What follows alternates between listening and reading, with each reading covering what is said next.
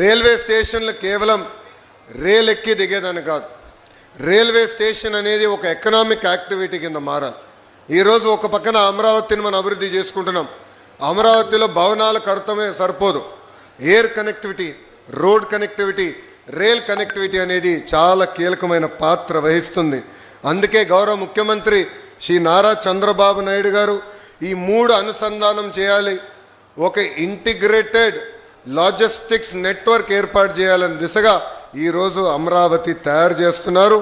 ఇక్కడ మీరు అందరూ చూశారు, 2019 నుంచి 24 వరకు అభివృద్ధి కార్యక్రమాలు జరగలేదు, అమరావతి పనులు అన్నీ ఆగిపోయినాయి. అలాంటిది ఈరోజు ఒక పక్కన చంద్రబాబు నాయుడు గారు, ఇంకో పక్కన గౌరవ ఉప ముఖ్యమంత్రి పవన్ అన్న గారు కలిసి పెద్ద ఎత్తున అమరావతి పనులు కూడా పరిగెత్తిస్తాం జరుగుతుంది. మనందరి లక్ష్యం ఒకటే, అమరావతి అనేది ఒక గ్లోబల్ సిటీగా తయారు చేయాలని.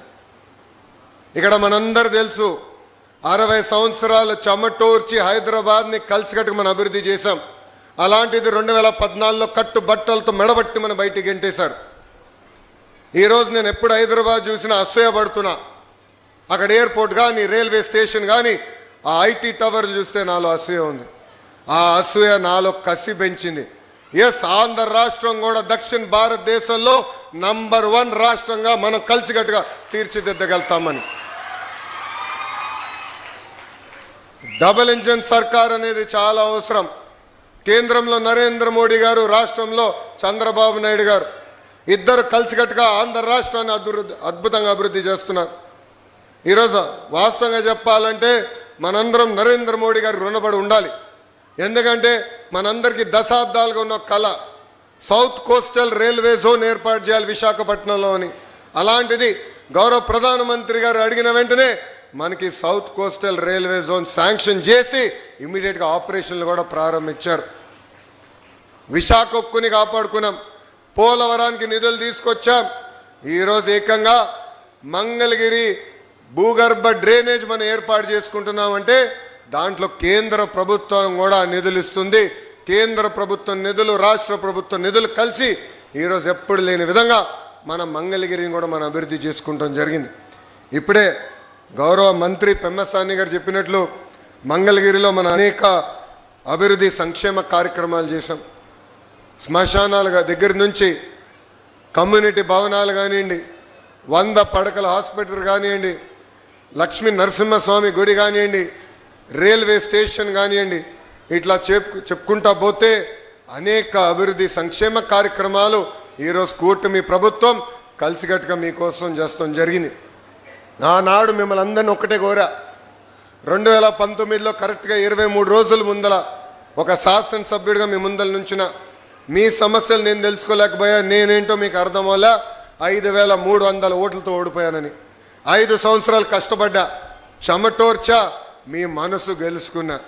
ఆనాడు ప్రజలందరిని ఒక్కటే కోరా, నేను ఏ మెజార్టీ అయితే ఓడిపోయానో దాని పక్కన ఒక 0 పెట్టి నన్ను గెలిపించండి, అది నాకు కొండంత బలం ఇస్తుందని.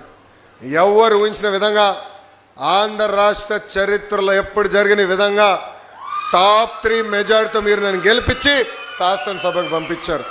అదే నాకు కొండంత బలం. ఈరోజు నేను ఏ మంత్రి గారితో మాట్లాడినా, కేంద్రంలో గౌరవ ప్రధానమంత్రి గారు కానివ్వండి, రాష్ట్రంలో ఉప ముఖ్యమంత్రి పవన్ అన్నతో కానీ ఎప్పుడు మాట్లాడినా, అనామ మంగళగిరి నియోజకవర్గాన్ని మీరు చేయాలి, 91,000 మెజార్టీతో నేను గెలిచాను, బాధ్యత మీ పైన కూడా ఉందని వాళ్ళతో నేను ఒత్తిడి తీసుకొచ్చి పనులు చేపిస్తాం జరిగింది. నా గౌరవాన్ని మీరు నిలబెట్టారు, నా పైన బాధ్యత పెరిగింది. గడిచిన 2 సంవత్సరాలు అనేక అభివృద్ధి కార్యక్రమాలు చేశాం. ఇది తొలి అడుగు మాత్రమే, ఇంకా అనేక కార్యక్రమాలు చేయాల్సిన అవసరం ఉంది. ఎన్ని ఆర్థిక ఇబ్బందులు ఉన్నా, అంటే ఈరోజు ₹1 సంపాదిస్తే ₹40 ఖర్చు అవుతుంది. జీతాలు కానీ, పెన్షన్ కానీ, తల్లికి వందనం కానివ్వండి, ఉచిత బస్ కానివ్వండి, డిఎస్సి కానివ్వండి, మెగా జాబ్ క్యాలెండర్ కానివ్వండి, ఇవన్నీ చేయాలంటే ₹1 సంపాదిస్తే ₹40 ఖర్చు అవుతుంది. అయినా కూడా పర్వాలేదు, ఇచ్చిన హామీ నిలబెట్టుకోవాలి, డబ్బులు ఈరోజు కాకపోతే రేపు సంపాదిద్దామని అభివృద్ధి పదంలో కూడా గౌరవ ముఖ్యమంత్రి గారు ఆంధ్ర రాష్ట్రాన్ని పరిగెత్తిస్తున్నారు. ప్రజలందరూ ఆలోచించాలి.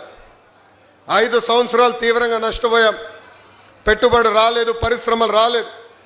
అలాంటిది ఆగిపోయిన పనులని తిరిగి ప్రారంభించాం.